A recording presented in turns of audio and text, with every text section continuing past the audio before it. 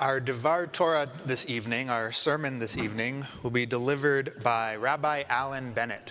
If you don't know Rabbi Alan Bennett, he's usually sitting right up here next to Rita Semmel, a matriarch of our community in ways.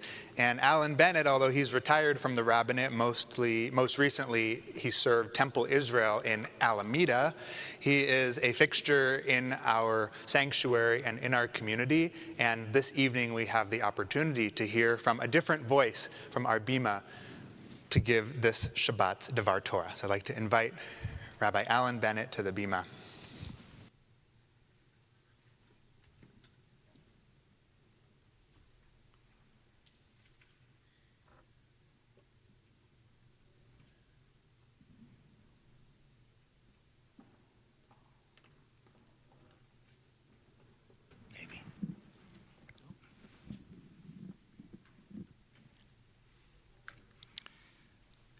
You've heard those people who say, before I start to speak, there's something I want to say.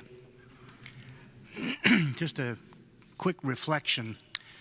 The first time I spoke from this bima was at the memorial service for Harvey Milk in 1978.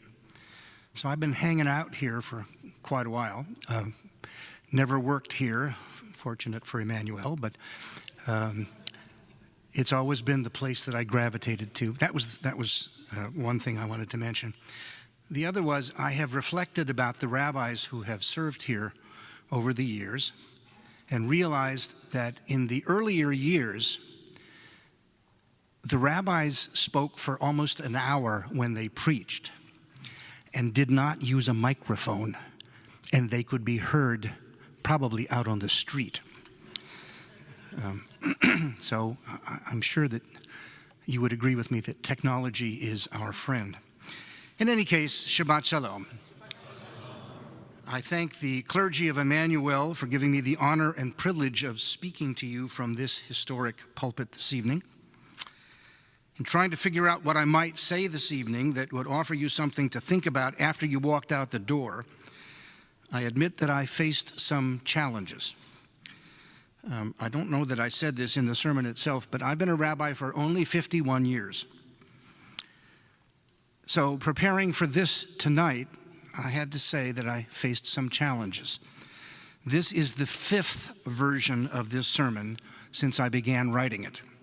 I'm not sure that I'm satisfied with it yet. So our Torah portion this week, called Matot Maseh, starts with the issue of making promises to God and how important it is to fulfill those promises. Well, that's all well and good. But raising that issue assumes that we understand why someone would make a promise to God in the first place, as well as why making and fulfilling a promise to God was important enough to care about or to write about. Now, here's a question. Does any of us make promises to God anymore? It's hard enough to make and keep promises to our fellow humans. The right question is how this pertains to us, or should attract our attention. It also reminded me about the personal struggle that I've had forever with the concept of authority. Feeling obligated to fulfill promises comes with the idea that you are responsible to an authority that has power over you. That concept has evolved dramatically between the time the Torah was written in the centuries before the Common Era, more than 2,000 years ago, and the time of the European Enlightenment in the late 1700s and 1800s. Fast forward to today, and while we may not couch our everyday conversations in the language of authority specifically, it's practically all we talk about these days. Authority, authenticity, autonomy. So to save time, I'll just say that our understanding of authority and who gets to wield it has changed unbelievably over the centuries, from the idea of a supremely powerful God to humans who we are taught were delegated authority by God, to humans who claimed that authority but then abused it, to today, when the most prominent concept in society is that of personal authority, individual autonomy, and individual authenticity. So, a little sidebar here. I promise to try to weave this back into my main point a little later on. If I don't, I'm sure Rita will help me with that. One of my earliest childhood memories is of something my mother, the undisputed ultimate authority in our family, used to repeat a lot. She used to say, "Honesty is not only the best policy, it's really the only choice." There's a lot packed into that concept, but the more I have thought about it, the more I've come to understand that what she was saying was that if the people in your life know that you are honest and accountable, then they'll trust you, they'll rely on you, they'll build solid relationships with you, and so on. At first, I didn't understand the importance of what she was saying or how hard it would be to live up to that goal. But as time has gone by, I realized that she was referring to a much bigger picture in which we would be dealing with people who were not always honest or truthful or reliable, and who would use their lack of honesty, truthfulness, and reliability to take undue advantage of us, to claim authority over us that they didn't actually have or deserve, to take away any personal power and authority we might have accrued to ourselves, and by doing so, potentially make our lives riskier, less safe, and more confusing. It's remarkable to me that we haven't learned over the centuries that people who seize power and authority from a population and then abuse that power seem to be able to make our lives so miserable while we feel so powerless to stop them. A lot of people can see these situations coming, and we Jews head that list. We've learned about the lead up to the Holocaust, the political, economic, and historical circumstances that led to the rise of Adolf Hitler, and yet we, and apparently many of the folks living in the late 20th and early 21st century, have not been concerned enough about the obvious signs that were right before our eyes that we basically decided not to do anything to oppose it. And so we find ourselves in our own country where every pillar of our democracy is being toppled, and we find ourselves being led by a would-be authoritarian who spends so much of his time cozying up to authoritarian despots like Vladimir Putin and Viktor Orban. We wonder how this could have happened, while at the same time desperately wondering who will extricate us from this mess. You know, it's easy to cry the sky is falling, especially when it's so obvious that it is. And it's also easy to look for people to blame, especially when so many things are going wrong at once that we don't know where to turn first to try to make things better. But I can promise you that simply placing blame will never, ever address or solve a problem. So what then, you may ask, should we do? So my answer is neither easy, pretty, or popular. But here it is anyway. Start with, I think that, as usual, we're asking the wrong questions. Here's an example, and this is where the audience participation comes in. Please raise your hand if, in your childhood, anyone ever asked you what you wanted to be when you grew up. That's good. I mean, not good, but it's good. It's hard to realize that it's only been in the last couple hundred years that the majority of people who were able to choose professions, remember we couldn't always do that, rather than simply continuing to work on the farm or as peasants or slaves in places where a person's worth was based entirely on what their labor could provide for the support of their family or community. So in a lot of places, and a lot of times, it would have been considered a luxury to ask that question. But there's a better question that nobody ever seems to have asked. The right question shouldn't have been about an occupation or a job or a career. The right question should never have been, what do you want to be when you grow up, if in fact you had a choice? But rather, who you wanted to be. What kind of person you were going to be. What kind of values you were going to live out and exemplify, no matter how you made your living. No matter how you made your living. I was once in a large group meeting where we were divided into pairs. We were given the task of writing the eulogy of the other person in the pair, to write what we would say about them that would be delivered at their funeral. We were allowed to discuss with our counterpart what they wanted included, but we were not allowed to help them write their own eulogy.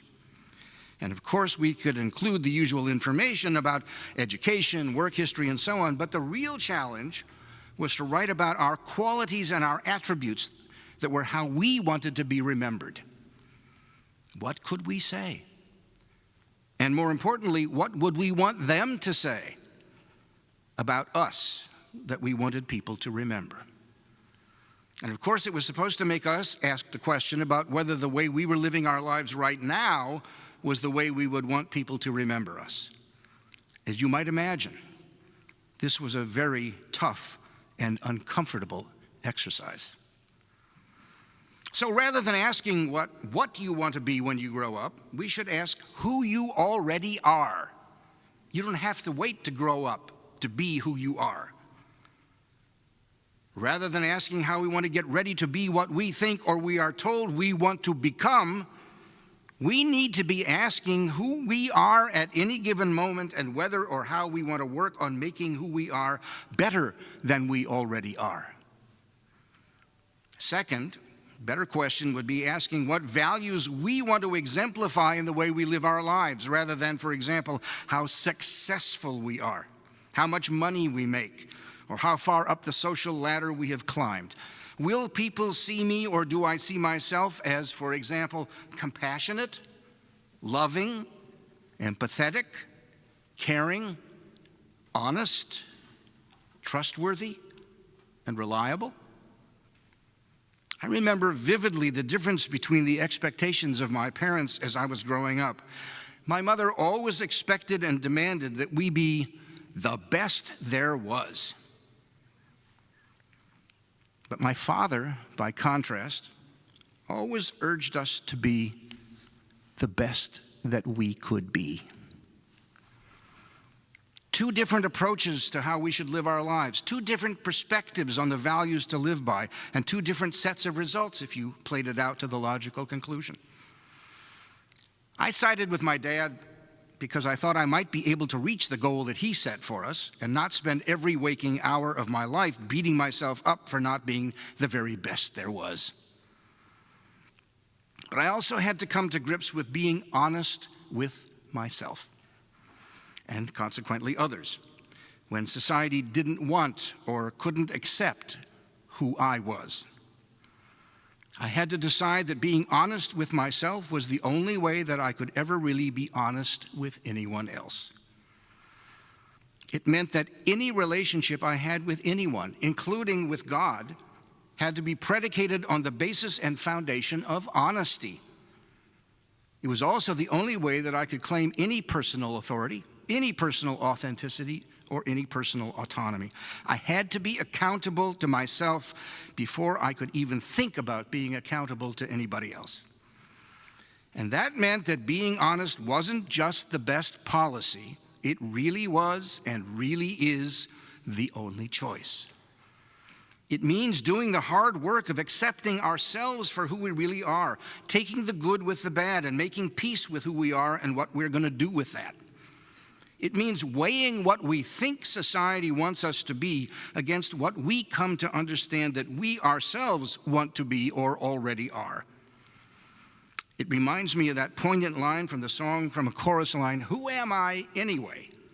Am I my resume?" It's almost Shakespearean, like in Hamlet, where Polonius says to his son Laertes, "This above all, to thine own self be true. And it must follow as the night the day, thou canst not then be false to any man." And it relates right back to the Torah portion, basically saying that we should not make a promise that we don't believe we can keep, not to God or anybody else. Looking at this from the point of view of human relationships, and especially loving human relationships, it means, and I quote from Broadway, my favorite Jewish resource, it means I can't be right for somebody else if I'm not right for me. It means living our best lives and being our truest selves, even when it's difficult or dangerous. It means being able and willing to stand up to unjust authorities, to live our values, not recklessly, but authentically. And it means that when all the shouting is done, you will have done the best you could and will have been your best and truest self. Some years ago, one of my more colorful and wonderful colleagues, a Hasidic rabbi in the East Bay who happened to be a Moil, ritual circumciser, Rabbi Hanan Feld, lay dying on his bed at home. One of his sons, also a rabbi, sat with him in his last moments. Hanan, unable to speak, wrote his final words on a pad of paper next to him. He wrote, "No fears, no regrets." His son made sure to tell us that at his dad's funeral. Oh, that we could live our lives in such a way that we could come to our inevitable end with no fears and no regrets. That we could live our lives being our best selves, being true to ourselves, building community, modeling both compassion and justice. And one more question that we all too often ask that is also a wrong question. You see a pattern developing here? These days, we usually start by asking, what's in it for me? What do I get out of it? That's not the right question. The right question is, and always has been, how can I help? That's a topic for another sermon, but it is a question which, when answered honestly and thoughtfully, would probably change millions of people's lives for the better around the world. So I'll close tonight with words from a lesser-known American poet, Edgar Guest. I've known and loved this poem since I was a child. I hope it will speak to you too. Please listen to it, keeping the ideas of authority, autonomy, and authenticity in mind.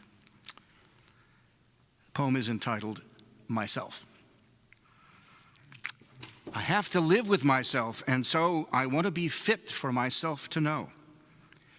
I want to be able, as days go by, always to look myself straight in the eye. I don't want to stand with a setting sun and hate myself for the things I have done. I don't want to keep on a closet shelf a lot of secrets about myself and fool myself as I come and go into thinking that nobody else will know the kind of man I really am. I don't want to dress myself up in sham. I want to go out with my head erect. I want to deserve all men's respect. But here in this struggle for fame and wealth, I want to be able to like myself. I don't want to think as I come and go that I'm bluster and bluff and empty show. I never can hide myself from me. I see what others may never see. I know what others may never know. I never can fool myself. And so, whatever happens, I want to be self-respecting and conscience-free. Amen, and Shabbat Shalom.